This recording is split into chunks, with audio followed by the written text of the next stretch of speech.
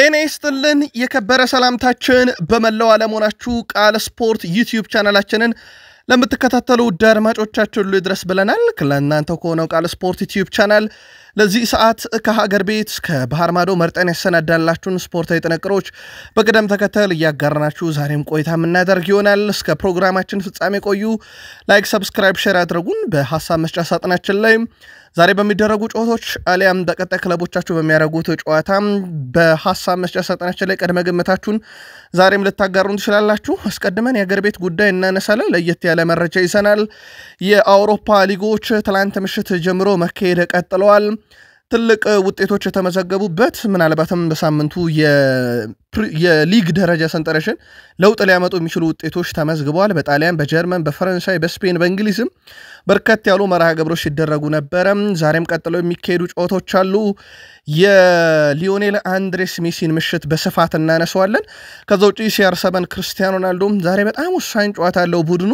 ተጨማሪ መረጃዎችን ስናነሳ ኤል ክላሲኮ ዛሬም አጀንዳችን ይሆናል። እስከ ፕሮግራማችን ፍጻሜ ቆዩ። በፕሪሚየር ሊግ የመረጃ ሰዓታችን አንድ አድማጫችን ጥያቄ ጠይቆናል። ጥያቄውን ማስረጃ ይዘንበት መተናል። ትወያዩበታላችሁ። የአድማጭ ተመልካቻችን ጥያቄ ስለሆነ ነው። ከዛ ውጪ ፕሪሚየር ሊጉ ላይ ሰፋ ያለ ጥንቅር እናነሳለን። የፕሪሚየር ሊግ 9ኛ ሳምንት መርሃ ግብሮች እየተካሄዱ ይገኛሉ። የተካሄዱም ጨዋታዎች አሉ። እጃችን ላይ የደረሱ ውጤቶችን ጨምሮ እንነግራችኋለን። ከዛ ውጪ በቢግ ሲክስ ክለቦች ከምናነሳቸው ሐሳቦች ውስጥ አንደኛው የማንቸስተር ሲቲን ጉዳይ በተመለከተ ነው። ጋርዲዮላ የሚሉት ነገር አለ። ያልኩት እየሆነ ነው ብሏል። እሳቸው ቡድናቸው ከአስቶን ቪላ ጋር ወደ ቪላ ፓርክ አቅንቶ ነው ጨዋታ የሚያደርገው። የቡድን ዜና ይዘናል። በማንቸስተር ሲቲ በኩል የቡድኑን ቁልፍ ተጫዋች ፊል ፎደን የተመለከተ ጥንቅር እናደርሳለን። እስከ ፕሮግራማችን ፍጻሜ ቆዩ። ቼልሲ ድርድር ላይ ነው። ውድ ቤተሰቦቻችን በፕሪሚየር ሊጉ ጠቀም ያሉ ገንዘቦችን የሚያገኝበት ሁኔታ እየተፈጠረ ይገኛል ተብሏል። ዲዲየር ድሮግባ ስለ ቡድኑ የሚለው ነገር አለ። ከዛ በተጨማሪ ቼልሲ የፕሮፌሽናል ኮንትራት ያስፈረመውን ተጫዋች የተመለከተ ጥንቅር ስንነግራችሁ በቡድን ዜና ከቼልሲ ጋር ለየት ያለ ጥንቅር ይዘናል። ሳምንቱን ጨዋታ እናነሳለን። በቼልሲ መረጃ ሰዓታችን ሊቨርፑል ዛሬ በጣም ወሳኝ የተባለ የፕሪሚየር ሊግ ጨዋታ ያደርጋል። በሻምፒዮንስ ሊግ ወደ ድል ተመልሷል። በፕሪሚየር ሊግ የሚለው ዛሬ ምሽት 4 ሰዓት ጀምሮ በጌት ኮሚኒቲ ስቴዲየም በሚደረገው ጨዋታ ይወስናል። ተጋጣሚውንና ሊቨርፑልን ሰፋ ያለ ቡድን ዜና ስናነሳ ምናልባትም አርኔ ስሎት በበርካቶች ባያደርጉት የተባሉትን ነገር ዛሬ ሊያደርጉት ይችላል ተብሎ ይጠበቃል። እናነሳዋለን። አርሰናል ከ1988-89 በኋላ ምናልባትም የፕሪሚየር ሊግ ዋንጫን ሊያነሳ የሚችልበት ግጥምጥሞች ተፈጥሯል። የቡድን ዜና እናነሳለን። ማይክል ኦዌን የሚሉት ነገር አለ። ከጉዳት ጋር በተያያዘ በዛሬው ዕለት ልምምድ ይጠበቃል በአርሰናል ቤት። ያ ልምምድ በጣም ወሳኝነት አለው፣ እንመለከተዋለን። እነ አለን ሽረር፣ እነ ኢያን ራይት፣ ሮይ ኪን፣ ጋሪ ኔቭል ስለ አርሰናል ብዙ ነገር ይላሉ። ስለ ተጋጣሚ ፓላስ ኢብሪቼ ኢዜ እናነሳለን። የአርሰናል ደጋፊዎች ሰፋ ያለ ጥንቅር ስለያዘን ቆዩን ብለናል። የፕሪሚየር ሊግ እና የአውሮፓ ሻምፒዮንስ ሊግ ለማንሳት ሲል በዩናይትድ ስለሚቆየው ብሩኖ ፈርናንዴዝ የምንላችሁ ነገር አለ። በማንቸስተር ዩናይትድ የሚጠበቅ የጨዋታ ቅርጽ አለ። ምክንያቱን እንነግራችኋለን። ከዚህ ጋር በተያያዘ በቡድን ዜና ቤንያሚን ሼሽኮ፣ አማድ ዲያሎ፣ ብሪያን ቤሙ ብሩኖ ፈርናንዴዝን የተመለከተ ለየት ያለ ጥንቅር ለዩናይትድ ደጋፊዎች ይዘናል። በማንቸስተር ዩናይትድ በኩል በጨዋታው ላይ ምን ይጠበቃል የሚለውን ደግሞ ለየት ያለ ትንታኔ እናቀርብላችኋለን። የዩናይትድ ደጋፊዎችስ እናንተስ ምን ትጠብቃላችሁ? አጋሩን። እንደ አጠቃላይ ከቃል ስፖርት ዩቲዩብ ቻናል ጋር ቆይታ ስታደርጉ እኛና ሌሎች የተመራረጡ ስፖርታዊ ጥንቅሮችን ታደምጣላችሁ። ላይክ፣ ሰብስክራይብ፣ ሼር አድርጉን። በሐሳብ መስጫ ሳጥናችን ላይ ሐሳብ አስተያየታችሁን ቅድመ ግምታችሁን አጋሩን። እኔ ቃል ነኝ። እናንተስ መልካም ቆይታ ተመኘን። የመጀመሪያ ጨዋታቸውን ታንዛኒያ ላይ ያደረገው የተመለሱት የኢትዮጵያ ሴቶች ብሔራዊ ቡድን ሉሲዎች በሀገር ቤት የመጀመሪያ ልምምዳቸውን ትላንት አከናውነዋል። ሉሲዎቹ በትላንትናው ዕለት በአዲስ አበባ ስቴዲየም የኢትዮጵያ ፕሪሚየር ሊግ ጨዋታዎች ከመጀመራቸው በፊት በማለዳው 3:30 እስከ ረፋዱ 5:30 ድረስ ልምምድ አድርገዋል። በትላንትናው ልምምድ ላይ ከሀገር ውጭ የሚጫወቱት አምበሏ ሎዛ አበራና አሪያት ኦዶንግ በብሔራዊ ቡድኑ ልምምድ ተካፍለዋል። ብሔራዊ ቡድኑ በዛሬው ዕለት የመልስ ጨዋታውን ወደሚያደርግበት ድሬዳዋ ከተማ በማቅናት ዝግጅታቸውን የሚቀጥሉ ይሆናል። የመጀመሪያ ጨዋታችንን ተሸንፈናል። 90 ደቂቃ ይቀረናል ማለት ነው። ውጤት ቀልብሰን ለአፍሪካ ዋንጫ ከ14 ዓመት በኋላ ዳግም ለመካፈል ለብሔራዊ ቡድናችን ለሉሲዎቹ መልካም ዕድል አስቀድመን ተመኝተናል። በጨዋታው ዙሪያ ተጨማሪ ጥንቅሮችን በቀጣይ መረጃ ሰዓት የምናካተት ይሆናል። ትላንት በኢትዮጵያ ፕሪሚየር ሊግ በአዲስ አበባና በሐዋሳ ጨዋታዎች ሲደረጉ ነበር። ትላንትና ጨዋታዎች ከተደረጉ በኋላ ውድ ቤተሰቦቻችን አንድም ጨዋታ በድል አልተጠናቀቀም። ሁለት ጨዋታዎች በጎል አቻ ሲለያዩ ሁለት ጨዋታዎች ያለ ግብ አቻ ተለያይተዋል። በግብ ከተለያዩ ጨዋታዎች ውስጥ አርባ ምንጭ ከተማ ባህር ዳር ከተማ ጋር 1-1 ሲለያዩ አርባ ምንጭ ከተማን ታምራት ኢያሱ ለባህር ዳር ከተማ ግርማ ዲሳሲ ግብ አስቆጥሯል።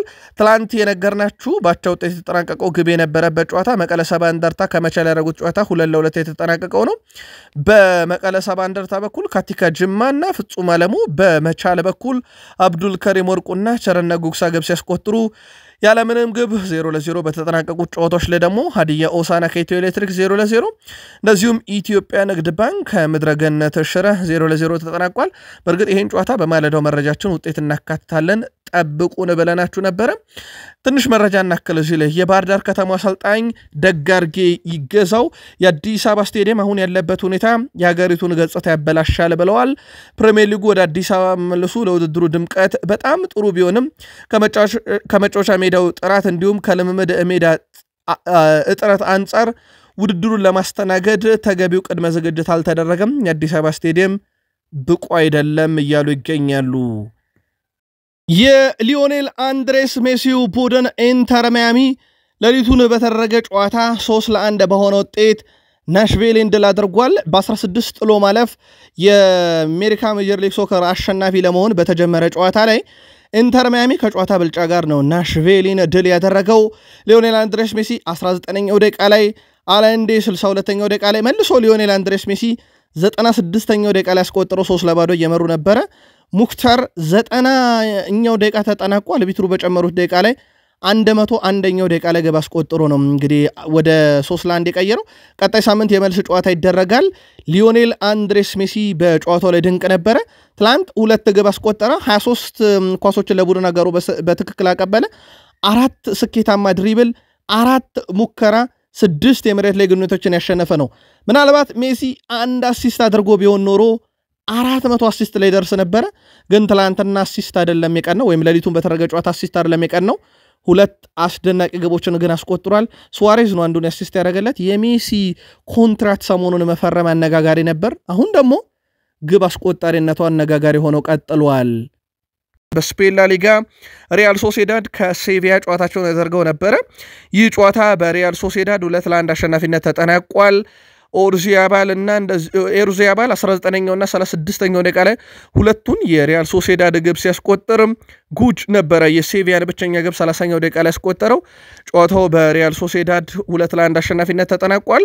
ዛሬ የላሊጋ ጨዋታዎች ይቀጥላሉ። ዢሮና ከሪያል ኦቬድ፣ ኤስፓኞል ከኤልቼ፣ አትሌቲኮ ቢልባኦ ከሄታፌና ቫሌንሺያ ከቪላሪያል ጋር ጨዋታቸውን የሚያደርጉ ይሆናል። እነኚህን ጨዋታዎች እንደተከታተሉ ጋበዝ። ኤል ክላሲኮ ነገ ነው የሚደረገው። የሴሪኤው መሪ ኤስ ሚላን ከፔዥያ ጋር ያደረጉትን የሊግ መርሃ ግብር 2-2 በሆናቸው ውጤት አጠናቋል። ኤስ ሚላንን ግቦች ራፋኤል ሊአኦ በ7ኛው ደቂቃ ላይ እንደዚሁም ንዞል 86ኛው ደቂቃ ላይ አስቆጥሯል። በፔዥያ በኩል ኳድራዶ በፍጹም ቅጣት ምት 60ኛው፣ አትልማን በ93ኛው ደቂቃ ላይ ግብ አስቆጥሯል። ኤስ ሚላን በጣም ውድ የሆነ 3 ነጥብ ነው የጣለው። ውድ ቤተሰቦቻችን ከ34 ዓመት በኋላ ወደ ሴሪ የተመለሰው ፔዥያ በውድድር ዘመኑም የመጀመሪያ ነጥቡን አሳክቷል እንደማለት ነው። ውድ ቤተሰቦቻችን ኤስ ሚላን 17 ነጥብ፣ ፔዥያ 4 ነጥብ አላቸው እንደማለት ነው። አሁን በሴሪኤው ላይ በቀጣይ የሊጉ መርሃ ግብር ማክሰኞ አታላንታ ከኤስ ሚላን እንደዚሁም ፔዥያ ከላዚዮ ጋር የሚያደርጉ ይሆናል። ከ34 ዓመት በኋላ ወደ ሴሪው የተመለሰው ፔዥያ በውድድር ዘመኑ የመጀመሪያ ድሉን ማሳካት የሚችልበት አጋጣሚ አልተፈጠረም ትላንትና። በኤስ ሚላን በኩል ግን የጣሉት ነጥብ ምናልባትም የሴሪኤ መሪነታቸውን በዚህ ሳምንት እንዲነጠቁ ሊያደርጋቸው ይችላል። ከጨዋታው አስቀድሞ ማሲሚሊያኖ አሌግሪ የወሩ ምርጥ አሰልጣኝ ሽልማታቸውን ተረክበዋል። የሴፕቴምበር ወርን ማለት ነው። እንደዚሁም የሴፕቴምበር ወር የወሩ ምርጥ ተጫዋች የነበረው ክርስቲያን ፑሊሲችም ከጨዋታው በፊት እንደዚሁ ሽልማቱን ተረክበዋል። የጣሊያን ሴሪ መርሃ ግብሮች ውድ ቤተሰቦቻችን ዛሬም ቀጥለው ይካሄዳሉ። በርካታ ያሉ ጨዋታዎች ይደረጋሉ በጣሊያን ሴሪ ኤ። በዚህ መሰረት ዩዲኒዜ ከሊሴ፣ ፓርማ ከኮሞ፣ ናፖሊ ከኢንተር ሚላን ምሽት 1 ሰዓት ነው ይሄ ጨዋታ የሚጀምረው። እነዚሁም ክሮሜንሴ ከአታላንታ ጨዋታቸውን ያደርጋሉ። የናፖሊና የኢንተር ጨዋታ የሳምንቱ ትልቅ ጨዋታ ነው። በጨዋታው ላይ ቅድመ ግምታችሁን በሐሳብ መስጫ ሳጥናችን ላይ በትልኩልን ደስ ይላል ውድ ቤተሰቦቻችን። ለምትደግፉ ክለብ ግን መልካም እድል ብለናል። በጀርመን ቡንደስሊጋ አንድ ጨዋታ ነበረ። ወርደር ብሬመንን ከዩኒየን በርሊን ያገናኘ ጨዋታ ነበረ። ጨዋታው በወርደር ብሬመን በባለሜዳው 1-0 አሸናፊነት ተጠናቋል። ጊዩል 72ኛው ደቂቃ ላይ ብቸኛውን የወርደር ብሬመን የአሸናፊነት ግብ አስቆጥሯል። ዛሬም ቡንደስሊጋው ቀጥለው ይካሄዳሉ ውድ ቤተሰቦቻችን። በቡንደስሊጋው የባየር ሙኒክ 100% የአሸናፊነት በቡንደስሊጋ ብቻ ሳይሆን በሁሉም መድረክ ነው። በነገራችን ላይ በዚህ ዓመት በጨዋታ በአማካይ በርካታ ነጥብ በመሰብሰብ ባየር ሙኒክ አንደኛ ነው። 3 ነጥብ በጨዋታ ያገኛል። 23 ተጫውቶ በ23ቱም ድል ስላደረጉ ማለት ነው። ሪያል ማድሪድ 2.67 ነጥብ በማግኘት ሁለተኛ፣ ባርሴሎና ሶስተኛ፣ ሪያል ማድሪድ አራተኛ፣ ሪያል ማድሪድ ሁለተኛ፣ ባርሴሎና ሶስተኛ፣ አርሰናል አራተኛ፣ ኤስ ሚላን አምስተኛ እያለ ይቀጥላል። ምናልባት ከፕሪሚየር ሊግ አርሰናል ቀዳሚ ነው፣ ሲቲ ሁለተኛ፣ ሊቨርፑል 3፣ በርንማውዝ 4 እያለ ይቀጥላል። ባየር ሙኒክ ዛሬ ነው ጨዋታውን የሚያደርገው። በባየር ሙኒክ በኩል ቦሩሲያ ሞንቹግላድባን ነው ከሜዳ ውጭ የሚያስተናግደው።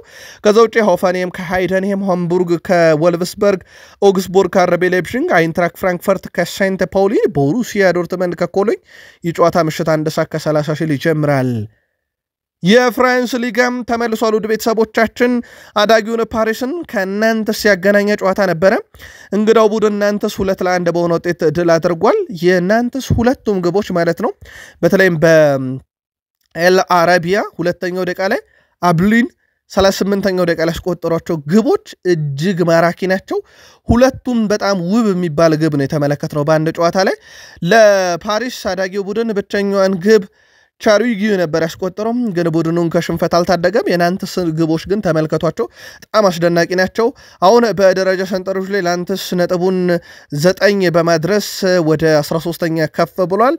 በተሸናፊው ቡድን ፓሪስ በኩል ዘንድሮ የመትረፋቸው ነገር በጣም አጠራጣሪ ነው። በመጡበት ዓመት ሊወርዱ የሚችሉበት ሰፊ እድል አለ። ናንተስ ቢያንስ ከወራጅ ቀጠና ውስጥ መውጣት ይችላል። በፍራንስ ሊጋ ዛሬ ቀጥለው የሚደረጉ ጨዋታዎች አሉ። ስታድ ብሪስቶስ ከፓሪስ ሰን ዠርሜን፣ ሞናኮ ከቱሉዝ፣ ሌንስ ከኦሎምፒክ ማርሴይ ዛሬ ቀጥለው የሚካሄዱ መርሃ ግብሮች ናቸው። በሳውዲ አረቢያ ሊግም ትላንትና በርከት ያሉ መርሃ ግብሮች ነበሩ። ተጠባቂ ከነበሩት መርሃ ግብሮች ውስጥ አልሂላል ከአልኢትሃድ ያደረጉት ጨዋታ ነበረ። የአምናና የካቻምና የሳውዲ ፕሮ ሊግ አሸናፊዎቹ ትላንት ባረጉት ጨዋታ አልሂላል ድል ማድረግ ችሏል። በጨዋታው ላይ ለአልሂላል ሁለቱን ግቦች በ41ኛው ደቂቃ ላይ ዱምቢያላ በፍጹም ቅጣት ምት፣ 57ኛው ደቂቃ ላይ ሊዮናርዶ በጨዋታ ማስቆጠር ችለዋል። የወቅቱ የሳውዲ አረቢያ ሊግ አሸናፊ አልኢትሃድ በውድድር ዘመኑ ሁለተኛ ሽንፈታቸውን ያስተናገዱት። አልሂላል ነጥቡን 14 አድርሷል። አልኢትሃድ ነጥቡ 10 ነው። የዳርዊን ኑኔዝ ቡድን ወደ መሪዎቹ በጣም እየቀረበ ይገኛል። በጨዋታው ላይ ሩበን ኔቬሽ የጨዋታው ኮከብ ተብሎ ተመርጧል ውድ ቤተሰቦቻችን። ከዚህ ጋር በተያያዘ ታዲያ በዛሬው ዕለት አልቃዳሺያ ከአልኦኩድ፣ አልሻባብ ከዳማህ እንደዚሁም አልሐዛም ከአልናስር ጨዋታቸውን የሚያደርጉ ይሆናል። አልናስር በደረጃ ሰንጠረዡ ከአልታውን እኩል 15 ነጥብ አለው፣ ግን በግብ ክፍያ አልናስር ይበልጣል። ስለዚህ ዛሬ አልቃዳሲያ ቀድሞ ነው ጨዋታ የሚያደርገውና ድል የሚያደርግ ከሆነ መሪነትን በሰዓታት ውስጥ ቢሆን ከሮናልዶ ቡድን አልናስር መረከብ ይችላል። ምክንያቱም ነጥቡን 16 ማድረግ ስለሚችል። አልቃዳሲያ ደግሞ ጨዋታ የሚያደርገው ከአልኦኩድ ነው፣ ያውም በሜዳውና በደጋፊ ፊት ነው ጨዋታ የሚያደርገው። ስለዚህ አልናስር ደረጃ ሰንጠረዡን ለሰዓታትም ቢሆን የሚያጣበት አጋጣሚ ሊፈጠር ይችላል። የክርስቲያኖ ሮናልዶ ቡድን አልናስር በዚህ ዓመት ካደረጋቸው ጨዋታዎች ውስጥ እንግዲህ ከአምስቱም 5 ድል አለው። በሽንፈት ደረጃ እንደሚጠቀስ የለም፣ አቻም የለውም። ስለዚህ ቅድመ ግምቱ ዛሬ ለአልናስር ተሰጥቷል። የሮናልዶ የነ ዦ ፍሌክስ ቡድን ዛሬስ እንዴት ባለ መንገድ ጨዋታውን ይወጣል የሚለው ምሽት 3 ሰዓት ጀምሮ የሚጠበቅ ነው። በሪያል ማድሪድ ደጋፊዎች ዘንድ ቁጣን የቀሰቀሰው ላሚን ያማልን በተመለከተ ጄራርድ ፒኬ የቀድሞ የባርሴሎና ተጫዋች የሚለው ነገር አለ። ለምን እንደተናደዱ ሪያል ማድሪዶች ይገባኛል። በነገራችን ላይ ማድሪዶች አይወዱትም እሱን፣ ግን በጣም የሚገርመው ነገር እንደሱ አይነት ተጫዋች እንዲኖራቸው ይፈልጋሉ ሲል ተደምጧል። የቀድሞ ተጫዋች ጄራርድ ፒኬ የባርሴሎና ፕሬዝዳንት ሁዋን ላፖርታ ደግሞ እርግጠኛውኝ ያውም 100% ላረጋግጥላችሁ የምፈልገው ነገር ኤል ክላሲኮን እናሸንፋለን እናም በዛ ጨዋታ ላይ በዛ ምሽት ላይ ጠብቁን ብሏል። ከተጫዋቾቻቸው ጋር ራት እንደበሉ ተናግሯል ትላንትና። ሁሉም ተጫዋቾች ተነሳሽነታቸው በጣም አስገርሞኛል። ጨዋታው እንደምናሸንፍ 100% እርግጠኛ ነኝ፣ ያምናው ይደገማል እያሉ ይገኛሉ የባርሴሎናው ፕሬዝዳንት ሁዋን ላፖርታ። በባርሴሎና በኩል ማርከስ ራሽፎርድ በጨዋታው ላይ በትልቁ ይጠበቃል። በቡድን ውስጥ አሁን 9 የግብ አስተዋጽኦ ይዟል። ከባርሴሎና የትኛውም ተጫዋች ቀዳሚ ነው። 5 ግብ ናቸው፣ 4 አሲስት ናቸው። የዚህ ተጫዋች ሚና በትልቁ ይጠበቃል። ከዛ ውጪ በባርሴሎና በኩል እንደ ፔድሪ፣ ፓው ኮባርሲ ያሉ ወጣት ተጫዋቾችም ይጠበቃሉ። ፓው ኮባርሲ ከሚቆጨኝ ነገር ውስጥ አንደኛው ከሜሲ ጋር መልበሻ ክፍል አለመጋራቴ ነው። ይህ ቢፈጠር እጅግ አስደናቂ ተጫዋች ሆን ነበር። አሁን በአሜሪካ እሱን እያየው እየተዝናናው ነው ብሏል። ምናልባት የሜሲ ኮንትራት ከፈረመ በኋላ በባርሴሎና ደማቅ ሽኝት ዳግም ይደረግለታል ጫማ ሳይሰቅል የሚሉ መረጃዎች እየወጡ ነው። ከዛ ውጪ ፔድሪን በተመለከተ ፔድሪ በዚህኛው የውድድር ዓመት በሶስተኛው የሜዳ ክፍል ላይ ወይም በተቃራኒ የሜዳ ክፍል ላይ በርካታ ኳሶችን ያቀበለ እሱ ነው 267። ቀጥሎ የሪያል ማድሪዱም ተጫዋች ካሪየርስ 201፣ የፓሪስ ሰን ዠርሜኑ 182፣ ሶስተኛ ነው ቪታኒያ። ከዛ የሪያል ማድሪዶቹ መባፔ፣ ጉለር፣ ቫልቬርዴ እያለ ይቀጥላል። በኤል ክላሲኮ ጨዋታ ላይ የምንጠብቃቸው ተጫዋቾች ውስጥ ከባርሴሎና ፔድሪ ነው ቀዳሚ። ከዛ ውጪ የሪያል ማድሪድ 4 ተጫዋቾች በዚህ ዝርዝር ውስጥ ይገኛሉ። የሪያል ማድሪዱ አለቃ በጁድ ቤሊንግሃም ላይ እምነት እንዳላቸው ተናግረዋል። ከዛ በኋላ አሁን በርካቶች በተለይ እነ ማርካን ጨምሮ ኤል ክላሲኮን ጨዋታ በቋሚነት ከሚጀምሩ የሪያል ማድሪድ ተጫዋቾች ውስጥ አንደኛው ጁድ ቤሊንግሃም ነው እያሉ ነው። በጨዋታው በትልቁ ይጠበቃል። ከዛ ውጪ የሚጠበቀው ተጫዋች ኬሊያን መባፔ ነው። ለሪያል ማድሪድ ደጋፊዎች መልእክት አስተላልፏል። እኛ ጨዋታ መጫወት ሳይሆን ማሸነፍ ነው የምንፈልገው ብሏል። ጠብቁን ብሏል። በነገራችን ላይ ከኬሊያን መባፔ ጋር በተያያዘ ኬሊያን መባፔ የመስከረም ወር የሪያል ማድሪድ የወሩ ምርጥ ተጫዋች ተብሎ ተመርጧል። ሽልማቱንም ትላንት ተረክቧል። በኤል ክላሲኮ ጨዋታ ላይ ደግሞ በትልቁ ይጠበቃል። ለደጋፊዎቹ ቃል ገብቷል። ዘንድሮ ምናልባትም ከባሊዮን ዶር ጋር ሊገናኝ የሚችልበት ዓመት እንደሆነ ፍንጭ ሰጥቷል። አሁን ትልቁ ጥያቄ ሪያል ማድሪድ ጋር ምን ያሳካል የሚለው ነው። እንደ ኤል ክላሲኮ ያለ ጨዋታ ደግሞ በዓመቱ ውስጥ ለሚገኙ ክብሮች በጣም ወሳኝ ናቸው። የሪያል ማድሪዱ የፊት መስመር ተጫዋች ኬሊያን መባፔ ቡድናቸው ኤል ክላሲኮን ማሸነፍ ዋነኛ ግቡ ነው ብሏል። በኤል ክላሲኮ ጨዋታ መጫወት ብቻ አይደለም የምንፈልገው ማሸነፍንም ነው ያለው ኬሊያን መባፔ። አክሎም በሊጉ የሪያል ማድሪድና የባርሴሎና ጨዋታ የሚያህል ጨዋታም የለም ብሏል። ኤል ክላሲኮ ሊወዳደር የሚችለው ከአውሮፓ ሻምፒዮንስ ሊግ ትልቅ ጨዋታ ጋር ነው እንጂ በሊግ ደረጃ ደርቢ የለም ብሏል። ምናልባት ግን በዚሁ ጥያቄ እናንሳ። ከሰሞኑም እንደዚህ አይነት ነገሮች እየተነሱ ስለሆነ ነው። ራሽፈርድም በማንቹሪያን ደርቢ ተጫዋች ያለው ትልቅ ደርቢ ነው፣ ግን ኤል ክላሲኮን አያክልም ብሏል። ምናልባት ለእናንተ በእግር ኳስ ውስጥ ትልቁ ደርቢ ጨዋታ የትኛው ነው? እንዳትረሱ አርጀንቲና ውስጥ ሪቨር ፕሌት እና ቦካ ጁኒየርስ የሚያደርጉት ጨዋታ ከደርቢ ግለቱ የተነሳ አንዳንድ የአርጀንቲና ውስጥ ሁላ እንደማይደረግ ይታወቃል። ስፔን ውስጥ መጥቶ ሲደረግ እናስታውሳለን። በጣም ትልልቅ ደርቢዎች አሉ በዓለም ዙሪያ በአፍሪካም ጭምር ማለት ነው። ሸገር ደርቢንም ከአገር ቤት መጥቀስ ይቻላል። ግን ትልቁ ደርቢ ለእናንተ የትኛው ነው? ኬሊያን መባፔ በዓለም ደረጃ ትልቁ ደርቢ ነው። ኤል ክላሲኮ ከአውሮፓ ምሽቶች ጋር ነው የሚነጻጸረው ብለዋል። በአውሮፓ ምሽቶች ካነሳን በዚሁ አንድ መረጃ እናንሳ። የአውሮፓ ሻምፒዮንስ ሊግ ቫር ከቫር በፊት ሁለቱም በሪያል ማድሪድ የበላይነት የተያዙ ነው። ሪያል ማድሪድ ከቫር በፊት 13 የአውሮፓ ሻምፒዮንስ ሊግ ነበረ፣ ኤሲ ሚላን 7። ከቫር በኋላ ኤሲ ሚላን ሻምፒዮንስ ሊግን አይደለም ዋንጫውን ለማንሳት በተሳትፎ ደረጃ በጣም የተቸገረ ክለብ ሆኗል። ሪያል ማድሪድ ግን ከቫርም በኋላ 2 የአውሮፓ ሻምፒዮንስ ሊግ ዋንጫን አንስቶም ቀዳሚው ነው። ሊቨርፑል፣ ቼልሲ፣ ባየር ሙኒክ፣ ፒኤስጂ፣ ማንቸስተር ሲቲ ከቫር በኋላም የአውሮፓ ሻምፒዮንስ ሊግን አንስተዋል። የዛች የፍራንክ ጄምስ ላምፓርድ ግብ በዓለም ዋንጫ ከተሻረችው በኋላ የቫር ቴክኖሎጂ ወደ ውድድር እንዲመጣ እንደተደረገ ይታወቃል። ከዛም በኋላ ቢሆን የሪያል ማድሪድ የበላይነት ነው። ግን ሪያል ማድሪድ ከዳኝነት ጋር ከአውሮፓ ሻምፒዮንስ ሊግ ጨዋታዎችም ጋር በተያያዘ ብዙ ቅሬታ የሚያሰማው ክለብ እንደሆነ ይታወቃል። የሪያል ማድሪድ እጅ አለበት እዚህ ተጫዋች ላይ። ኒኮ ፓስ ወደ ቶትናም እንዳያመራ በተለይ ማርገውታል። የሚጫወተው ለኮሞ ነው፣ የኮሞ ንብረት ነው። ግን ሪያል ማድሪዶች የመግዛት መብት ስላላቸው ከየትኛውም ክለብ ቀድመው ክረምት ላይ እንዳይዘዋወር አረጉት። አሁን ኢንተር ሚላኖች 58 ሚሊዮን ዩሮ አቅርበው ተጫዋቹን ለማስኮብለል ፍላጎት አላቸው ተብሏል። በቀጣይ ክረምት ላይ እንደ አርሰናል ያለ ክለብ ሪያል ማድሪድ የማይገዛ ከሆነ ይገዙታል ተብሏል።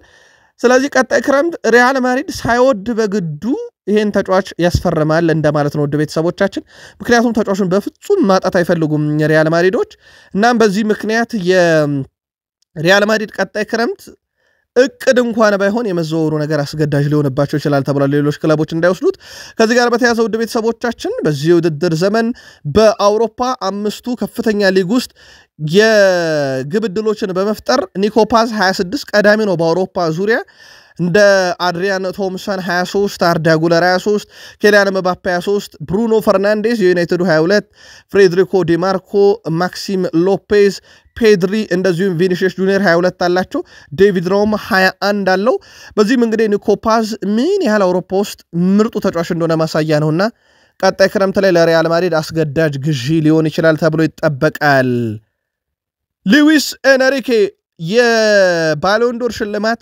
ለቡድናቸው ተጫዋች ኦስማን ዴምቤሌ ከተሰጠ በኋላ የአፍሪካውን ባሎንዶር ደግሞ ለአሽራፍ ሐኪሚ ይገባል እያሉ ነው ሐኪሚ የአፍሪካን ባሎንዶር ያለምንም ጥርጥር ማሸነፍ ይችላል እሱ በዓለም ላይ ምርጡ የቀኝ ተመላላሽ ነው ለዚህ ነው የቀኝ ተከላካይ ያላስፈረም ነው 3 ጨዋታዎችን ብቻ የሚጫወት ምትክ ላይ እንግዲህ በምትክ በማጣት በተጫዋቹ በኩል በጥራት ደረጃ ማለት ነው ማምጣት አልቻለም ስለዚህ ይህ ተጫዋች በተከታታይ ጨዋታ እንኳን ለኛ እየተጫወተ ነው ቁልፍ ተጫዋቻችን ነው የአውሮፓ ሻምፒዮንስ ሊግን ማምናስና ነሳ ምርጥ ነው አትጠራጠሩ ዘንድሮ የአፍሪካ ምርጡ ተጫዋች የኔው አሽራፍ ሐኪሚ ነው ያሉ ነው ሉዊስ ኤንሪኬ ውድ የቃል ስፖርት ዩቲዩብ ቻናል ቤተሰቦቻችን ከናንተ ሆኖ ቃል ስፖርት ዩቲዩብ ቻናል የሰዓቱን የተመራረጡ ስፖርታዊ ጥንቅሮች እያጋራናችሁ እንገኛለን ከተወዳጁ የእንግሊዝ ፕሪሚየር ሊግ ታላላቅ ክለቦችና የዕለቱ ጥንቅሮች እንሻገር እስከ ፕሮግራማችን ፍጻሜ ቆዩ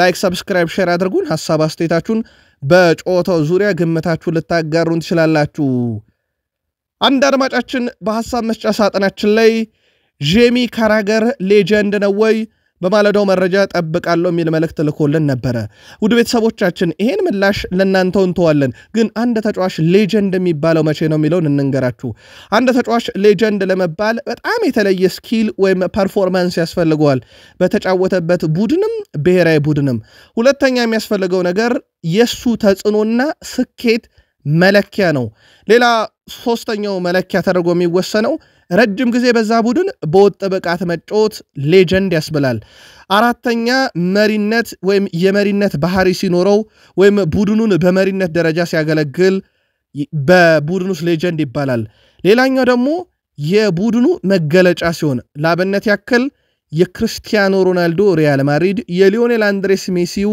ባርሴሎና የፔሌዋ ብራዚል የአርጀንቲና ማራዶና እየተባለ መገለጽ ሲችል ሌጀንድ ይባላል አድማጫችን ስለጠየቀን ነው ከዚህ ተነስታችሁ ጄሚ ካራገር ሌጀንድ ነበር አይደለም የሚለውን እናንተ መወሰን ትችላላችሁ ሌላ ማስረጃ እንቀስ ምናልባት በስኬት ደረጃ ጄሚ ካራገር በፕሪሚየር ሊግ ሲጫወት እናውቀዋለን በፕሪሚየር ሊግ ሌጀንድ ከተባሉ ተጫዋቾች ውስጥ በርካታ ክብሮችን በአንድ ክለብ ወይም ክለብም ቀይረው ቢሆን ካሳኩትስ ብናይ ሪያን ጊግስ 13 የፕሪሚየር ሊግ ዋንጫ ከዩናይትድ ጋር አንስቷል ፖል ስኮልስ 11 ጋሪ ኔቨል 8 ሮይ ኪን 7 ዴኒስ ኤርዊን 7 እንደዚሁም ዴቪድ ቤካም 6 ኒኪ በት 6 ፊል ኔቨል 6 ሶልሻየር 6 ሪዮ ፈርዲናንድ 6 ደብሮይና 6 አንስቷል እስከ 10ኛ ደረጃ እስካለው ፈርዲናንድ ድረስ የዩናይትድ ተጫዋች ናቸው ደብሮይና የሲቲ ተጫዋች ነው 6 አንስቷል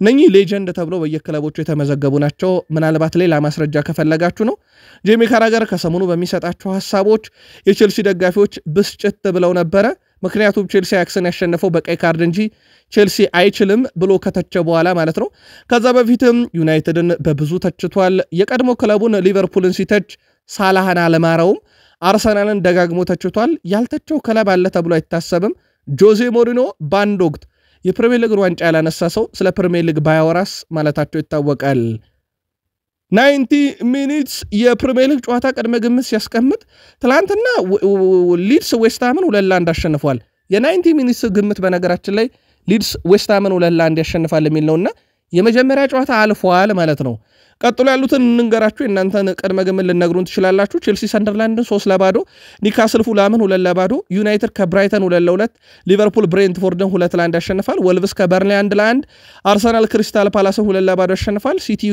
ቪላን 3-2 ያሸንፋል በርንማውዝ ኖቲንግሃምን 2-1 ያሸንፋል ኤቨርተን ከቶትናም 1-1 ይጠናቀቃል ብሏል የመጀመሪያ ግምት አልፏል የእናንተን ነገሩን ፕሪሚየር ሊጉ በ9ኛ ሳምንት ሲመለስ አርሰናል የፕሪሚየር ሊጉ መሪ ነው ሲቲ ሁለተኛ በርንማውዝ ሶስተኛ ሊቨርፑል አራተኛ ቼልሲ አምስተኛ ቶትናም ስድስተኛ ዩናይትድ 9ኛ ሆኖ ነው የሚመለሰው ከፍተኛ ገባግቢነቱን ሃላንድ በ11 ግቦች ይመራዋል አንቶኒዮ ሲሞኔ 6 ያን ፌሊፔ ማታታ ኢገር ሄሱስ እና እንዲሁም ዳኒ ዌልቤክ 5 እና 4 ግቦች አሏቸው በአሲስት ደረጃ ኩዱስና ግሪሊሽ 4-4 ግራኒት ዣካ ዲዮፍ እንዲሁም ጆ ፔድሮ 3-3 አላቸው ፕሪሚየር ሊጉ በእንደዚህ አይነት መልኩ ነው 9ኛ ሳምንት እየተደረገ የጀመረው ትላንት 90 ሚኒትስ ገምቶ ልክ ከሆነው ግምት ውስጥ ሊድስ ዩናይትድ 2-1 በሆነ ውጤት ዌስትሃም ዩናይትድን በኤላን ሮድ ስቴዲየም ድል ያደረገበት ነው በዚህ ሜዳ ላይ በነገራችን ላይ ሊድስ ዩናይትዶች ያለፉትን 4 ጨዋታ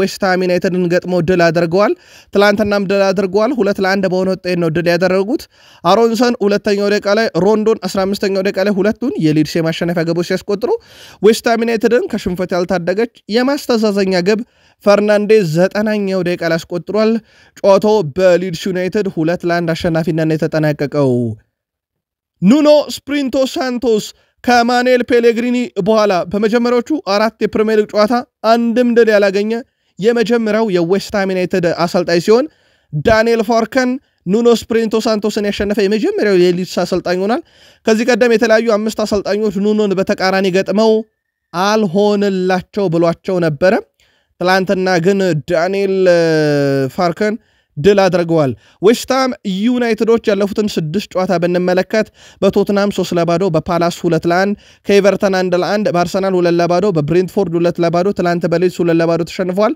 ባለፉት 6 ጨዋታ 5 ተሸንፈው አንድ ጨዋታ ናቸው የወጡት የዌስትሃም ጉዞ ቁልቁለቱ የፈጠነ ይመስላል በነገራችን ላይ በዚህ ዓመት ዌስትሃም ዩናይትድ ከማዕዘን ምት ብቻ 9 ግቦች ተቆጥረውበታል ለዌስትሃም ዩናይትድ ቡድን ላይ ማዕዘን ምት ሲሰጥ ልክ እንደ ፍጹም ቅጣት ምት ደጋፊው ቢሰጋ አይገርምም 9 ተቆጥሮባቸዋል ይሄ ከተከታዩ ቡድን በ6 ይልቃል በፕሪሚየር ሊጉ ቀጥሎ ያለው ብዙ የማዕዘን ምት የተቆጠረበት ቡድን 3 ነው የተቆጠረበት ዌስትሃም ግን ብቻውን 9 ግብ ከማዕዘን ምት ተቆጥሮበታል ዌስትሃም በዚህ ዓመት በፕሪሚየር ሊግ እስከ 9ኛ ሳምንት ድረስ ማለት ነው ውድ ቤተሰቦቻችን ጨዋታን የመራው ለ25 ደቂቃ ብቻ ነው 9 ሳምንት ተደርጓል ከ9 ሳምንት 99 ደቂቃ ውስጥ ውድ ቤተሰቦቻችን በእያንዳንዱ ጨዋታ በታሰሉት 25 ደቂቃ ብቻ ነው ጨዋታን የመራው ከዛ ውጪ በተቀሩት ጨዋታዎች ወያቻ ሆነው ወይ የተመራ ነው የዘለቀው ማለት ነው ከዛ ቀጥሎ እንኳን ከዌስትሃም ቀጥሎ ጨዋታን ትንሽ ደቂቃ መርቷል የተባለው ፉልሃም ነው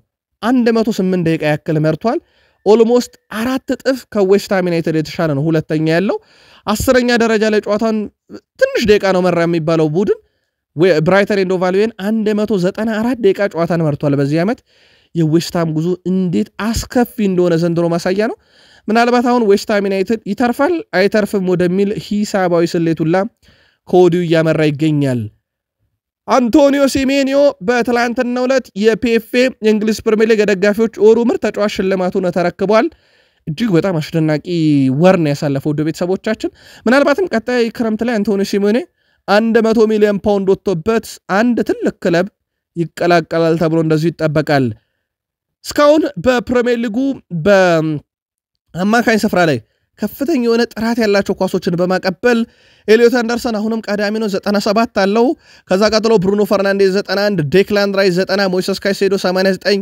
ማርቲን ዙቤሜንዲ 89 ያላቸው በያዝነው ውድድር ዓመት የመሃል ሜዳው ላይ ካሉ ተጫዋቾች ውስጥ ሶስተኛው የሜዳ ክፍል ላይ መልሰው ኳስ በመቀማትም ኤሊዮት አንደርሰንን የሚስተካከል አንድም የለም የአማካይ ስፍራ ተጫዋች 37 ኳሶችን መልሶ አግኝቷል ብሩኖ 31 ሁለተኛ ነው አንድሬ የወልቨርሃምፕተኑ ተጫዋች 27 ሶስተኛ ነው ከዛ አንድ ቁጥር እንጨምርላችሁ ወደ ቤተሰቦቻችን በያዝነው ውድድር ዓመት በተከላካዮች መሃል ኳስን ሰንጥቆ በማሳለፍ ዣን ፖል ቫን ሂክ የብራይተኑን ተጫዋች አንድም ተጫዋች አይስተካከሉም 81 አለው እንደነ ቁጥርን እንመለስበታለን ግን የብራይተኑን ተጫዋች በመስመሮች መካከል ኳስን በማቀበል ሚስተካከለው የለም ከዙር ጋር በተያያዘ ኒካስል ዩናይትድ በክረምት ያውም በባየር ሙኒክ እየተተቹ እንዴት የሁላ ገንዘብ ያወጣሉ ተብለው ምክንያቱም ባየር ሙኒክ ይሄን ተጫዋች በጥቂት ገንዘብ ለማስፈረም ጉዝግብ ውስጥ ገብቶ እንደነበር ይታወቃል ከስቱትጋርት ጋር አሁን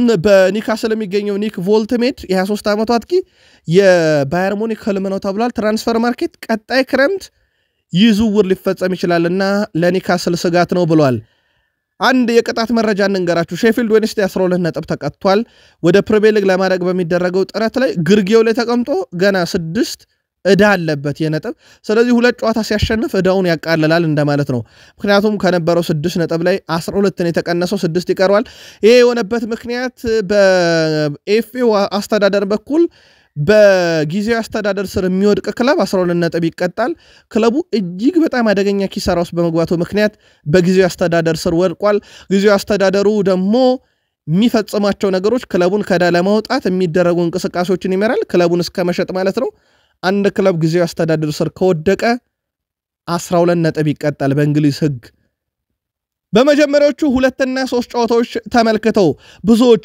በእርግጠኝነት ሻምፒዮኑ ሊቨርፑል ነው ብለው ደምደመው ነበር አሁን ተመልከቱ ሊቨርፑል ከ1 እስከ 3 እንኳን የለም ነገር ግን ይመለሳሉ ብለዋል እሳቸው ሁሉም ተንታኞችና ሁሉም የቀድሞ ተጫዋቾች ከ5 ጨዋታ በኋላ ምን እንደሚሆን በትክክል ያውቃሉ ግን ያ ችሎታ እኔ አሰልጣኙ እንኳን የለኝም ሁሉም ሊቆኖ የኛ ዓላማው ግን ያሳዘናል ብለው ጋርዲዮላ አፊዘዋል ይሄን ያሉት በየቴሌቪዥን መስኮቱ ቁጭ ብለው ፕሪሚየር ሊግ ለሚተለትኑ የቀድሞ የእግር ኳስ ሌጀንዶች ነው ሰማንጠራም ለነማ እንደሆነ ግን እኔ እንደማስበው ይላሉ እሳቸው አርሰናልና ሊቨርፑል በዋንጫ ፉክክር ጉዞ ላይ አሁንም ግልጽ ተፎካካሪ ናቸው ምናልባት ሌላ ቡድን ሊመጣ ይችላል እና እኛ እዛ እንደምንሆን ተስፋ አደርጋለሁ ብለዋል ግን ይላሉ እሳቸው እኔ አሰልጣኙ ሆኜ 5 ሳምንትን መገመት ሳልችል በቴሌቪዥን መስኮት ላይ ቁጭ ብለው እገሌ ዋንጫ ይበላል ማለታቸው በ5 ሳምንት አስገርሞኛል ብለዋል ማንቸስተር ሲቲ በዚህ ሳምንት ወደ ቪላ ፓርክ ነው የሚያቀናው ከአስቶን ቪላ ጋር ጨዋታ ያደርጋል አስቶን ቪላ በሳምንቱ አጋማሽ ከበድ ያለ ሽንፈት አስተናግዷል ያልተጠበቀ ሽንፈት ነው በዩሮፓ ሊግ የገጠመው ባለፈው ሳምንት ግን በፕሪሚየር ሊጉ ቶትናምን ከመመራት ተነስቶ ያውም ቶትናም ድረስ ሄዶ ድል አድርጓል አሁን ግን የሚገጥመው ባለፉት 9 ጨዋታ ሽንፈት የሚባል ነገር ያልገጠመው ማንቸስተር ሲቲ ነው ሲቲ በውድድር ዓመቱ ጅማሮ ላይ የተወሰነ መንገዳገር ካጋጠመው በኋላ አሁን ሽንፈት የሚባል ነገር ካየ 9 ጨዋታ ነው 7ቱን አሸንፎ በሁለት ጨዋታ አቻ ነው የወጣው የአውሮፓ ምሽቱንም በአስደናቂ ሁኔታ ስፔን ድረስ ሄዶ ድል አድርጎ ግብ አልተቆጠረበትም የእሁድ ጨዋታ ነው በእሁድ ማለዳ በዛሬ ምሽት መረጃችንም በስፋት ተጨማሪ ጥንቅር እናነሳለን ከሲቲ ተጫዋቾች ውስጥ ፊል ፎደን በትልቁ የሚጠበቅ ተጫዋች ነበረ ግን ባለፈው ዓመት በጣም ደካማ አቋም ካሳየ በኋላ ምናልባት ዘንድሮ የተወሰነ የተሻለ ነገር አይተነበታል ግን ተጫዋቹ በትራንስፈር ማርኬት በጣም ያሽቆለቆለው ተጫዋች ተብሏል እስከ 60 ሚሊዮን ዩሮ ከዝውውር ሂሳቡ ላይ ቅናሽ አሳይቷል እያለ ነው አሁን ላይ 80 ሚሊዮን ዩሮ ነው ከዚህ ቀደሙ በዚህ ተጫዋች ዙሪያ 140 ሚሊዮን ዩሮ ያወጣል ብሎ ነበር ትራንስፈር ማርኬት በዓለም ዙሪያ ሂሳባቸው የቀነሰው ቪኒሺየስ ጁኒየር ጋቪ ተጎርቶ ነው ጋቪ እንኳን ሮድሪም በጉዳት ምክንያት ነው ካማቪንጋም በጉዳት ነው ኦዴጋርድ ሌላ በጣም ጉዳት ያሰቃየው ተጫዋች ነው ሲልቫ የሲቲው ተጫዋች እሱ እንኳን እድሜውም ገፍቷል ቪክተር ቦኖፌሴ ከክለቡ ጋር የገባበት ሰጣ ገባ ቪላሆቪች በዩቬንቱስ ተጠባባቂ ሆኗል ማዲሰን ተደጋጋሚ ጉዳት አለ ፊል ፎደን ግን በዚህ ያክል ደረጃ በተጫዋቹ ብቃት ወርዶ በትራንስፈር ማርኬት ሂሳቡ ዝቅ እስኪደረግ ያደረሰው ምንድነው ትላላችሁ ሴቲያን ያድርሱን ቼልሲዎች ድርድር ላይ ናቸው ወደ ቤተሰቦቻችን 25-26 የውድድር ዘመን የጅጌ አጋር አግኝተዋል ከ17 እስከ 18 ሚሊዮን ፓውንድ በአመት ያገኙበታል በነገራችን ላይ በፕሪሚየር ሊግ በጅጌ ስፖንሰር የትልቁ ነው አርሰናል ሩዋንዳን ጎብኙ ከሚለው ጋር ድርድር ላይ ነው ደግሞ ክፍያ ለማስጨመር በፕሪሚየር ሊጉ እንግዲህ የቼልሲ ቀዳሚ ነው አሁን ከአንድ ኩባንያ ጋር ከተስማማ በኋላ ከዚህ ኩባንያ ጋር ታዲያ ከጅጌ ወደ ፍለፊት ወደ ደረተ አርማም ለመምጣት ድርድር ላይ ናቸው ተብሏል ይህም ድርድር ቼልሲን ጠቀም ያለ ገንዘብ ሊያስገኘው ይችላል እየተባለ ነው ከዚህ የቪየትናም የቴክኖሎጂ ኩባንያ ጋር የሚደረገው ድርድር በስምነት የሚጠናቀቅ ከሆነ ቼልሲ በፋይናንስ ደረጃ ራሱን በደንብ የሚያጠናክርበት ይሆናል አንድ ቡድን በነገራችን ላይ ሜዳ ውስጥ ጥሩ ለመሆን እቅድ ካለው ፋይናንሱ በጣም ጠንካራና ጤናማ መሆን አለበት ጤነኛ ካልሆነ በሜዳ ላይ ሰበሰበውን ነጥብ ይቀጣዋል ለዚህም እነ ኤቨርተን ማሳያ ናቸው ስለዚህ ቼልሲ በፋይናንስ ደረጃ ራሱን እያጠናከረም ይገኛል። ዲዲየር ድሮግባ ከዚህ ቀደም ይሄን ቡድን ወይም ቼልሲን ማለቱ ነው እሱ አላውቆም ብዬ ነበር ብሏል። ተደጋጋሚ ሽንፈት ሲገጥመው ወጥነት ሲቸግረው ነው ቡድኑ። አሁን ደግሞ በትክክለኛው የተሰማኝ ነገር ቡድኑ ተሻሽሏል። ስለዚህ ጥሩ በማይሆን ሰዓት እንደተቸነው ሁሉ ጥሩ ሲሆን ቡድኑን ማድነቅ ማወደስ አለብን እያለ ነው። በዚህ ዓመት ነገሮች ጥሩ ናቸው። አሰልጣኝ ማሬስካን በሚያደርገው ነገር አሁን ላይ ደስተኛ ነኝ። ታዳጊ ልጆች ናቸው። ለክለቡ እየሰጡት ያለው ነገር የሚያልቅ አይመስልም ኢነርጂያቸው ብሏል። እናም አሁን ላይ እንድኮራ አድርጎኛል። ቡድኑ በእርግጠኝነት ዘንድሮ በዚሁ ሪትም የሚቀጥል ከሆነ የሆነ ነገር ትልቅ ነገር ማሳካት ይችላል ብሏል። አስቀድሞ ይህን ቡድን አላውቀውም ያለው የቀድሞ ሌጀንድ ዲዲየር ድሮግባ አሁን ግን ተሻሽሏል፣ ብዙ ለውጥ አለ ብሏል። ቼልሲ ቤት ምን ለውጥ አያችሁ ደጋፊዎችስ? ድሮግባ ትልቅ ለውጥ አይቻለሁ፣ ዋንጫ እየጠበቅኩ ነው ብሏል። ቼልሲዎች የ17 ዓመቱን የኮፕሃም ምሩቅ ሪጌ ዋልሽን በትላንትናው ዕለት የመጀመሪያውን ፕሮፌሽናል ኮንትራት አስፈርሞታል። አሁን ኮከብ ተጫዋቾችን መጠበቅ ለሁሉም ክለብ ስጋት ሆኗል። እንደ ሪዮ ንጉማ ያለ ተጫዋቻቸውን በሊቨርፑል ተነጥቀዋል። በጣም የቆዘሙበት ተጫዋች ማለት ይቻላል። ለቼልሲ እንዴት ያለ አስደናቂ ተጫዋች እንዳጡ ይታወቃል። እናም ለዚህም የአርሰናልም አካዳሚ እነ ማክስ ዶማንን በፍጥነት ኮንትራት ለማራዘም ከስምነት ደርሷል። በሁሉም ክለቦች እየተደረገ ነው። ቾዶቢን በዩናይትድ ማንሳት እንችላለን። ሪዮ ንጉማን በሊቨርፑል፣ አሁን ደግሞ ቼልሲ ሪጌ ዌልሽን እንዲሁ አድርጓል። ሲቲ ከሰሞኑ በርከት ያሉ የአካዳሚ ወደ 6 የሚጠጉ ተጫዋቾችን ለ17 ዓመት በታች የዓለም ዋንጫ ማሳተፉ ይታወቃል። አካዳሚ ላይ ብዙዎች እየሰሩ ነው። ምክንያታቸው ደግሞ ተጫዋቾችን መግዛት ክለብ እያከሰረ ነውና ከአካዳሚ አውጥቶ ለዋናው ቡድን ማብቃት ከዛ መሸት ትርፋማ እንደሚያደርግ ይታወቃል። ጆን ቴሪ ህልሜ አልተቀየረም ብሏል። ጆን ቴሪ አስቀድሜም እንደተናገሩት ህልሜ አንድ ቀን ቼልሲን ማሰልጠን ነው ብሏል። ጆን ቴሪ በማስተዳደር ደረጃ በትልቅ ክለብ አላየ ነው ህልሜ ነው ግን ብሏል። ይሳካ ማወቅ አልችልም ብሏል። ልክ ተጫዋቾቼ ስጨርስ ወደ አሰልጣኝነት የሚገባውበት ዋና ምክንያት ህልሜ ቼልሲን ማሰልጠን ስለሆነ ነው ብሏል። እድሉን አገኝ ይሆን በሚለው ጉዳይ ላይ እርግጠኛ አይደለሁም። ሌሎች ቁጥሮች ምናልባትም እኔን ወደዛ የሚያመጡ መንገዶች ሊፈጠሩ ይገባል ብሏል። ቁጥራዊ መረጃዎች ወይም ማሰልጠኝነት ታሪክ ቁጥሮች ያስፈልጉኛል ብሏል። የድል ያ ሲሆን ምናልባት ሊሳካ ይችላል ብሏል። ግን ህልሜ አልተቀየረም ብሏል። የሰንደርላንዱ ስራ አስኪያጅ ሪሼ ሊብሪስ ስለ ማርክ ጉዌ ይናገራሉ። አንድ ጨዋታ ጫውተውታል በውሰት ከቼልሲ ከወሰዱ በኋላ። አንዳንዴ ገበያውና የተጫዋቾች ህይወት ትንሽ ይገርማል ብለዋል። ከማርክ ጋር ያሳለፍነው አጭር ጊዜ እናደንቃለን። ጥሩ ተጫዋች ነው። ከቼልሲ ጋር ጥሩ ግንኙነት ፈጠርን እና ብዙ ጉዳት ባጋጠመው ጊዜ ቼልሲ ወደ ስፖርት ዲፓርትመንታችን ደውለው ውይይት አደረጉ። መልሱልን ማርክ ጉዌን አሉን። በስተመጨረሻም መለስ ነው። ገበያው ነው ያንን ያመጣብን ብለዋል። እሳቸው ትሮቫሻሎቫንም ያውቁታል። በውሰት ሎሪየንት አጫውተውታል። ምርጥ ተጫዋች ነው። ቼልሲ ምርጦች አሉት። ምርጣችንን ወስደውብናል በውሰት ብናመጣም ብለዋል። ዛሬ ቼልሲ ከሰንደርላንድ በጣም ወሳኝ የተባለ የፕሪሚየር ሊግ ጨዋታቸውን ያደርጋሉ። ቼልሲ ባለፉት 12 ጨዋታ 7 ድል 2 አቻ 3 ሽንፈት፣ በተጋጣሚ ሰንደርላንድ በኩል ባለፉት 9 ጨዋታ 4 ድል 3 አቻ 2 ሽንፈት ገጥሟቸዋል። በሽንፈት ደረጃ የሰንደርላንድ ሽንፈት በአንድ ያንሳል ማለት ነው ከቼልሲ ጋር። ቼልሲ በእንደ አጠቃላይ ደግሞ ካለፉት 5 ጨዋታ 4 ድል 1 አቻ 1 ሽንፈት፣ በሰንደርላንድ በኩል ባለፉት 5 ጨዋታ 2 ድል 1 ሽንፈት 2 አቻ። በእርስ በርስ ግንኙነት ቼልሲ 62 ጊዜ አሸንፏል ሰንደርላንድን።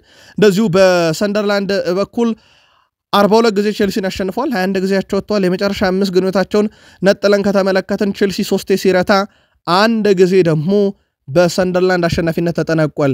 የዛሬውን ጨዋታ ማን በበላይነት ይወጣል? ስታንፎርድ ብሪጅ ነው ጨዋታው የሚደረገው። ቅድመ ገመታችሁን አድርሱን። በያዝነው ውድድር ዓመት ብዙ ፍልሚያዎችን በመግጠም በቀደምትነት የሚገኘው ቨርጅል ቫንዳይክ ነው። የሊቨርፑሉ አምበል በዚህ ውድድር ዓመት በርካታ ፍልሚያዎችን አሸንፏል። በጨዋታ በአማካኝ 90% ፍልሚያዎችን ያሸንፋል።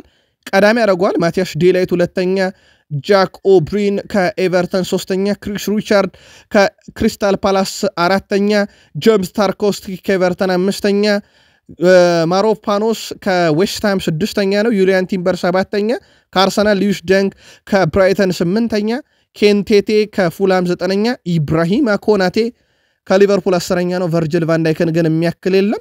ስለዚህ ቨርጅል ቫንዳይክ ጋር ኳስ ይዞ አለመሄድ ጥሩ ይመስላል። በፕሪሚየር ሊጉ ጠንካራው ተጋጣሚ ስለሆነ ማለት ነው። በእርግጥ በርካቶችም በፕሪሚየር ሊግ በተቃራኒው ከገጠሟቸው ተከላካዮች ፈታኙ ቨርጅል ቫንዳይክ ሲሉ እናውቃለን።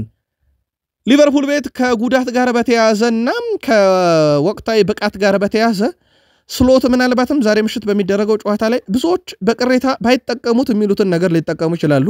ይኸውም ዶሚኒክ ሶቦስላይን የቀኝ ተመላላሽ ሊያደርጉት ይችላሉ። ምናልባት ጆንስ በአውሮፓ ሻምፒዮንስ ሊግ በሊቨርፑል ታሪክ በአማካይ ስፍራ ላይ ተጫውቶ 122 ኳሶችን በቡድን አጋሮቹ ካቀበለ በኋላ በኦፕታ ሪካርድ ሆኖ ተመዝግቧል። ተጫዋቹን ወደ ሶቦስላይ ቦታ ሊመለስ ይችላል። ማካሊስተር ጋር ሊያጣምሩት ይችላሉ ተብሎ ሲታሰብ ሶቦስላይ የነ ብራድሊን ቦታ ወይም ደግሞ የነ ጀሬሚ ፍሪፖንግን ቦታ ይዛል ማለት ነው። ሜሎሽ ከርኪዝ በተለመደው ቦታ ይጫወታል። ምናልባት ሳላህን ከመለሱት ከኬዛ አስቀድሞ ምክንያቱም ኬዛ የወሩ ኮከብ ተብሏል። የወሩን ኮከባቸውን ምናልባትም በወቅታዊ ብቃት የሚተቸው በሳላ ካልተኩት ሳላ ከዛ ውጭ ግን የተለመደውን ፎርሜሽን ልናይ እንችላለን። ፍሎሪያን ቬርዝም ወደ አቋሙ እንደተመለሰ ይታወቃል። ለማንኛውም ሶቦስላይ በዛ ቦታ ላይ መጫወቱ ግን አዋጭ ነው ብላችሁ ታስባላችሁ? ሊቨርፑል ያናጋሩን በዛሬው ጨዋታ ላይ በብሬንትፎርድ በኩል ምናልባትም ለሊቨርፑል ፈታኝ ይሆናል ተብሎ የሚጠበቀው የመስመር ተከላካዩ ካዮዴ፣ አማካዩ ዳምስ ጋርድና አጥቂው ኢገር ቲያጎና ኬቨን ሼድ በዛሬው ጨዋታ ላይ ሊቨርፑሎችን በብዙ ይፈትናሉ ተብሎ ይታሰባል። ጨዋታው ምሽት 4 ሰዓት ነው የሚደረገው በጌት ኮሚኒቲ ስቴዲየም ሲደረግ በብሬንትፎርድ በኩል ባለፉት 10 ጨዋታ 4 ድል 2 አቻ 4 ሽንፈት፣ በሊቨርፑል በኩል ባለፉት ወደ 13 ጨዋታ 8 ድል 1 አቻ 4 ሽንፈት ገጥሟቸዋል። 4ቱ ሽንፈት በተከታታይ መጡ ነበሩ። አሁን ግን ወደ ድል መጥቷል በአምስተኛው ላይ። በብሬንትፎርድ በኩል ባለፉት 5 ጨዋታ 2 ድል 2 ሽንፈት 1 አቻ። ሊቨርፑል ካለፉት 5 ጨዋታ 4 ሽንፈት 1 ድል አለው። ሁለቱ ክለቦች በርስ በርስ ግንኙነት ሊቨርፑል 12 ያሸንፈዋል፣ ብሬንትፎርድ 4 ጊዜ ደግሞ አቻ ወጥቷል። ሁለቱ ክለቦች ውድ ቤተሰቦቻችን በመጨረሻ ባራጓቸው 4 ግንኙነት ሊቨርፑል 4ቱንም በድል ደምድሟል። የዛሬ ምሽት 4 ሰዓት ጨዋታን ማን በበላይነት ይወጣል? ቅድመ ገመታችሁን አድርሱን። 1988-89 የውድድር ዘመን በኋላ እጅግ አስከፊ ጅማሮ በዌስትሃም ዩናይትድ አይተናል። በምክንያት ነው የነገርናችሁ ወደ ቤተሰቦቻችን። ዌስትሃም የለንደን ክለብ ነው። ትላንትና አርሰናል ምን ያህል ለንደን ላይ ዶሚኔት እንዳደረገ ነግረናችኋል ባለፉት 3 ዓመታት። ታዲያ ዌስትሃም ዩናይትድ በታሪክ እንዲህ አይነት አስከፊ ውጤት ያኔ 1988-89 ላይ ሲያሳልፍ አርሰናል የፕሪሚየር ሊጉ ሻምፒዮን ነበር። ግጥምጥሞሽ ይሰራ ይሆን ወይ? ማይክል ኦዌን ሊጉ ከመጀመሩ በፊት ሊቨርፑል የፕሪሚየር ሊጉን ዋንጫ ያሸንፋል የሚል እሳቤ ነበረኝ። አሁን ግን አርሰናል ላለው ብሏል። አርሰናል ጠንካራ ናቸው፣ ግን ሊቨርፑል አሁንም ቢሆን ጥሩ ቡድን መሆኑን አልክድም። እየራቀም አይደለም፣ ግን በዚህ ዓመት ማንቸስተር ሲቲ ተፎካካሪ ይሆናል ብዬ አልጠብቅም። አሁንም ቢሆን ቅድመ ግምቴ ከሊቨርፑል ወደ አርሰናል ሄደ እንጂ ሊቨርፑልና አርሰናል ዘንድሮ ለዋንጫ ጠብቃለሁ። እንደ ሊቨርፑል እንደ ማንቸስተር ሲቲ፣ ቼልሲ ያሉ ቡድኖች ከአርሰናል ቀጥሎ ይጠበቃሉ እያለ ነው። ማይክል ኦዌን ወደ አርሰናል አዘንብያለሁ ብለዋል። ፔሮ ሄንካፔ ባለፈው ሳምንት ወደ ሙሉ የቡድን ልምምድ መመለሱ ይታወሳል። በዚህ ጋብሪኤል ማጋለሽ በፓላሱ ጨዋታ ላይ መሰለፉ ነገር አጠራጣሪ ስለሆነ በርካቶች ፔሮ ሄንካፔ ቢጫወት ይሻላል እያሉ ነው።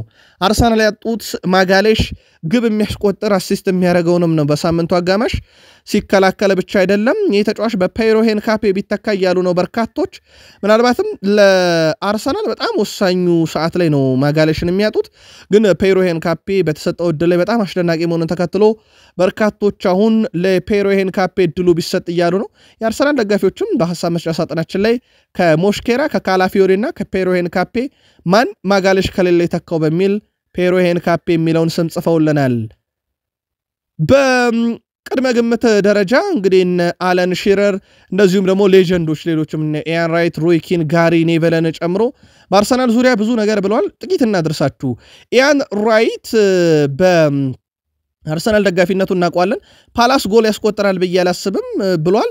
እናም በፓላስ ጨዋታ ላይ አርሰናል ወይም የቀድሞ ክለቤ ድል ያደርጋል። አርሰናል በዚህ ሰዓት የተቆጠረበት 3 ጎል ብቻ ነው። ጠንካራ የመከላከል ክፍል ስላለው ፓላስ አያስቆጥርብንም ብሏል። ጋሪ ኔቭል አርሰናሎች 2-0 ያሸንፋሉ ብሏል። ሮይ ኪን 3-1 አርሰናል ብሏል። የአርሰናል ሌጀንድ በግምት ደረጃ ግን እኛ እናሸንፋለን፣ ግብ አይቆጠርብንም ብሏል። አለን ሺረር በክሪስታል ፓላስ እና በአርሰናል ጨዋታም ዙሪያ ሀሳቡን ሳጋራ ፓላስ ሐሙስ ምሽት በኢሮፕ ኮንፈረንስ ሊግ ተጫውቷል። አርሰናሎች በበኩላቸው ማክሰኞ ነው ጨዋታ ያደረጉት። ስለዚህ በቂ ረፍት አርሰናል አግኝቷል ብለዋል። ፓላስ ጥሩ ቡድን ቢሆንም አጥቂው ማቴታ ጥሩ ቢሆንም በሳምንቱ አጋማሽ የነበረውን አርሰናል መመልከት በቂ ነው። ስለዚህ ቅድመ ግምቴ ሁሉ ወደ አርሰናል ያደላል። አርሰናል ጨዋታውን ተወጥቶ መሪነቱን ያጠናክራል ብለዋል። ኤዜ ለአርሰናል ስለመጫወት ተጠይቆ ነበር ከ8 ዓመቱ እስከ 13 ዓመቱ በአርሰናል ነበር እንደሚታወቀው እና ህልሜን ነው እየኖርኩ ያለሁት ብሏል ኦሊቨር ግላስነር ክሪስታል ፓላስ ኤብሬቺ ኤዜን ከሸጠ በኋላ የተሻለ ቡድን ሆኗል እያሉ ይገኛሉ እሳቸው የጎደለብን የለም እንደማለታቸው ነው ኤብሬቺ ኤዜ በእርግጠኝነት በአንድ ሁኔታ ጨዋታዎችን በራሱ መወሰን የሚችል ተጫዋች ነበር ግን እውነታውን መመልከት ጥሩ ነው ሁሉ ጊዜ ስታቲክስን እመለከታለሁ ማለትም ቁጥሮች ነው ያለው በመላው የፕሪሚየር ሊግ ቡድን ውስጥ ከፍተኛው ኤክስጂ እንዳለን ማሰባለው እውነት እርሱ ኤብሬቺ ኤዜ ምርጥ ነው ኤብሬቺ ኤዜ ባይኖርም ግን እኛ የተሻለን ነው ይያሉ ነው ምን ማድረግ እንዳለብን ደግሞ በአርሰናል ጨዋታ እናቃለን ብለዋል የፓላሱ መሰልጣኝ ኦሊቨር ግላስነር ከአርሰናል ጋር የምንጫወተው ለመጀመሪያ ጊዜ አይደለም አትሌቲኮ ማድሪድን 4-0 ያሸነፉበትን ጨዋታ ተመልክቻለሁ በጣም ጥሩ ላይ ናቸው ግን እኛም ተዘጋይተን እንመጣለን ለአርሰናል ጨዋታ እያሉ ይገኛሉ አርሰናል ከክሪስታል ፓላስ የሚያደርጉት ጨዋታ ለአርሰናል ቅድመ ግምቱን 90 ሚኒትስ እንዳስቀመጠ ይታወቃል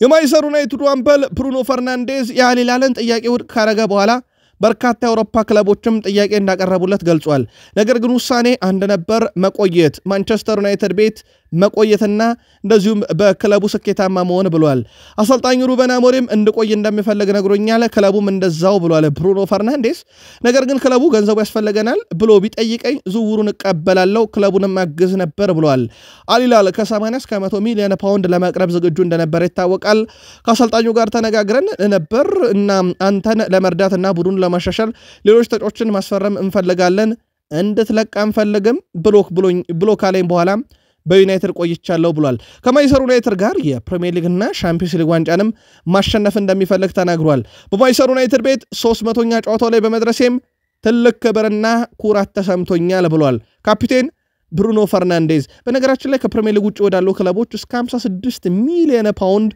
ክለቡን መልቀቅ ይችላል የሚል አንቀጽ አለ የሚሉ መረጃዎች በሩመር ደረጃም እየወጡ ይገኛሉ ቤንያሚን ሼሽኮም ከሌሎች ክለቦች ወደ ዩናይትድ ስትሄድ የሚቀየር ዓለም አለ ያንን ጫና ወድጇለሁ ብሏል ጫና አለ ጫናዎች ደግሞ ወደፊት እንድትሄድ ያደርጋል ያንን ጫና ወድጇለሁ በቡድን ውስጥም ራሴን እየፈተንኩ ገኛለሁ ብሏል ብሪያን ቤሞ እጅግ ፈጣን ተጫዋች ነው እርሱ ከኳስ ጋር ያለው ፍጥነት እጅጉን ድንቅ ነው ከዚህ በተጨማሪም ያጨራረስ ብቃቱ አስገራሚ ነው ብሏል ኩኛ በቀላሉ ስንመለከተው ኳስን ይዞ ምቾት የሚሰማው ከሜዳ ጫፍ መሮጥ የሚችል ተጫዋች ብሎታል ምን ያክል የተጋጠመናቸውን ቡድኖች ፕረስ እንደሚያደርግም ተመልከቱ ብሏል ላነመንስ በጣም አስደናቂ ተጫዋች ነው እያለም ይገኛል ቤንያሚን ሼሽኮ እንዳጠቃላይ ቡድኑ በሁሉም ነገር እየተደራጀ እየመጣ ነው እና ለትልቅ ነገር ዘንድሮ መጫወት እንችላለን እያለ ይገኛል ቤንያሚን ሼሽኮ ምናልባትም በዛሬ ጨዋታ ላይ በሩበን አሞሪ በኩል በ3-4-3 ፎርሜሽን ሼሽኮ 9 ቁጥሩ ሊይዝ ይችላል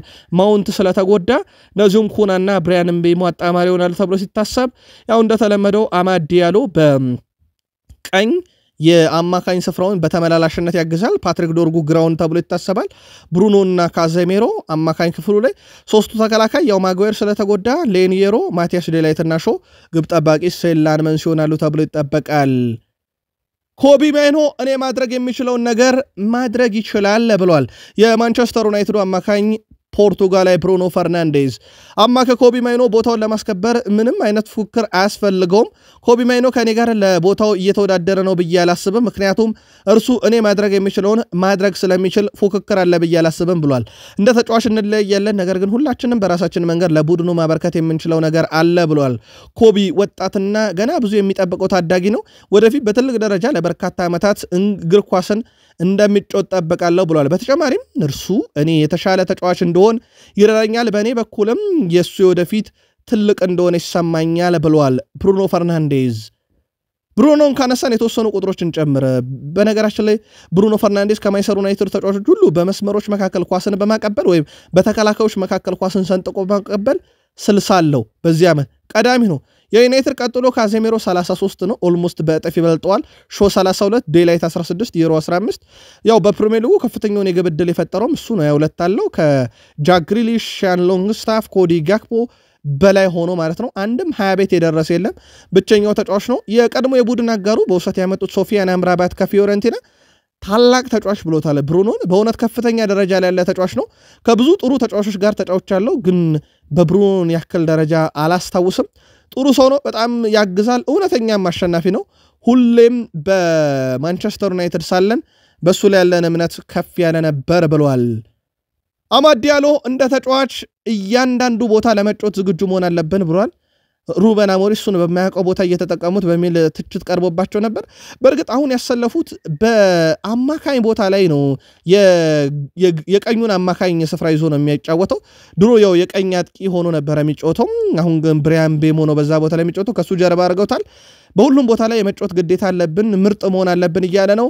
ብሪያን ቤሞ የ10 ቁጥር ቦታ ላይ ቢጫወት ደስተኛ ነኝ፣ እኔም ብጫወት በተመሳሳይ ደስተኛ ነኝ። ነገር ግን ለእኔ ግን በጣም አስፈላጊው ነገር ቡድኑን በየትኛውም አጋጣሚ መርዳቴ ነው ብሏል።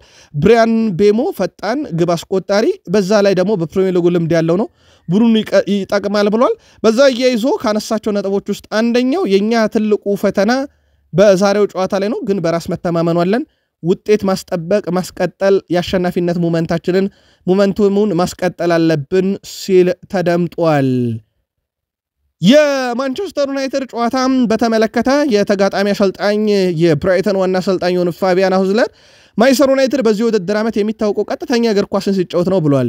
የዩናይትድ የሚጫወተው ቀጥተኛ እግር ኳስ ነው። እነርሱ አብዛኛውን ጊዜ ረጅም ኳሶች ለሼሽኮና ብሪያን ቤሞ ይጠላሉ፣ ከዛም በሰከንድ ቦል ይጫወታሉ ብሏል። እቺ ሰከንድ ቦል ምናልባት የብሪያን ቤሞ ሊቨርፑል ያስቆጠራት ግን ማለት ነው። ልክ ቨርጅል ቫን ዳይክ ሲነካ ሁለተኛው ኳስ ብሩኖ ጋር የደረሰው በዛሽ ኳስ ነው ግብ ያስቆጠሩት። እናም ሰከንድ ቦል ይጫወታሉ፣ እሱ አደጋ ይፈጥራል ብሏል። እነርሱ ብዙ ጥራት ያላቸው ተጫዋቾች ያላቸው በአንድ ቅጽበት ሁሉንም ነገር ይቀይራሉ። ዩናይትድ ለኛ ትልቁ አደጋ ነው እና ሙሉ 90 ደቂቃ ንቁ ሆነን መጫወት አለብን። በዛ ላይ ደግሞ ዩናይትድ በአውሮፓ ምርጡን አሰልጣኝ ይዟል፣ እሱም ሩበን አሞሪም ነው ብሏል ፋቢያን ሆዝለር። እነኚህ ሁለት ቡድኖች ጨዋታ ዛሬ በትልቁ ይጠበቃል። ማንቸስተር ዩናይትድ ከብራይተን ዛሬ ምሽት 1:30 ኦልድ ትራፎርድ ላይ ጨዋታው ይደረጋል። ማንቸስተር ዩናይትድ ባለፉት ወደ 9 የሚጠጉ ጨዋታዎች 4 ድል 2 አቻ 3 ሽንፈት፣ በብራይተን በኩል ባለፉት ወደ 10 የሚጠጉ ጨዋታዎች 5 ድል 3 አቻ 2 ሽንፈት ገጥሟቸዋል። በማንቸስተር ዩናይትድ በኩል ባለፉት 5 ጨዋታ ደግሞ ጠቅለለን ካየን 3 ድል 2 ሽንፈት፣ በብራይተን በኩል ባለፉት 5 ጨዋታ ሽንፈት የለም፣ 3 ድል አለ እንደ ዩናይትድ ሁሉ። ግን ዩናይትድ 2 ሲሸነፍ ብራይተን 2 አቻ ነው የወጣው። በእርስ በርስ ግንኙነት ዩናይትድ 18 ያሸንፏል፣ ብራይተን 9 5 ጊዜያቸው ወጥተዋል። የመጨረሻ 4 ግንኙነት ነጥለን ካየን ብራይተን 3ቱን አሸንፏል ዩናይትድን። ዩናይትድ አንዴን ያሸነፈው። ባለፉት ጥቂት ዓመታት ውስጥ ዩናይትድ በጣም የተቸገረው ሲቲም ሊቨርፑልም አርሰናልም ከቼልሲም በላይ ብራይተን ነው ዩናይትድን የፈተነው። አሁን ማንቸስተር ዩናይትድ ብራይተንን ለማሸነፍ ምናልባት ጥሩ ሰዓት ላይ ይሆን ይሆን? ዛሬ ምሽት 1:30 በኦልድ ትራፎርድ ላይ የሚጀምረው ጨዋታ ምላሽ ይሰጣል። እናንተ ግን ቅድመ ግምታችሁን በሐሳብ መስጫ ሳጥናችን ላይ ልትነግሩን ትችላላችሁ። ዛሬ ፕሪሚየር ሊጉ 11 ሰዓት ሲል ቼልሲን ከሰንደርላንድ፣ ኒካስልን ከፉላም፣ ዩናይትድን ከብራይተን፣ ብሬንትፎርድን ከሊቨርፑል ያገናኛል። የዩናይትድ 1:30 የሊቨርፑል ምሽት 4 ሰዓት። በላሊጋ ጄሮና ከሪያል ኦቪድ፣ ኤስፓኞል ከኤልቼ፣ አትሌቲኮ ቢልባኦ ከሄታፌ፣ ቫሌንሺያ ከቪላሪያል። በጣሊያን ሴሪያ ዩዲንዜ ከካግላሪ፣ ቦሎኛ ከፔዥያ፣ ፊዮረንቲና ሮማ፣ ናፖሊ ከጄኖዋ፣ ዩቬንቱስ ከኤስ ሚላን። በጀርመን ቡንደስሊጋ ኦግስቦርግ አረቤ ሌፕዚግ፣ ሞንቹግላድባ ከባየር ሙኒክ፣ አይንትራክ ፍራንክፈርት ከሴንት ፓውሊ፣ ሃምቡርግ ከሃይደንሄም፣ ሃምቡርግ ከሜንዝ እና ዶርትመንድ ከኮሎኝ። በፍራንስ ሊጋ ብሪስት ከፓሪሰን ጀርሜን፣ ሞናኮ ከቱሉዝ፣ ሌንስ ከማርሴ ይጫወታሉ። በኢትዮጵያ ፕሪሚየር ሊግ ጨዋታ ማየት ካሻችሁ በኦቢኤን ቲቪ በቀጥታ ስርጭት ቅዱስ ጊዮርጊስ ከኢትዮጵያ መድን፣ ሲዳማ ቡና ከሐዋሳ ከተማ ዛሬ ጨዋታቸውን ያደርጋሉ። ለምትደግፏቸው ክለቦች ሁሉ መልካም ዕድል እንዲገጥማችሁ ተመኝተን ቅዳሜ ጥሩ ቀን ይሁንላችሁ ብለናል። ቃል ስፖርት ዩቲዩብ ቻናል በምሽት የመረጃ ሰዓት እንገናኝ። አሁን አበቃን። ሰናይ ቀን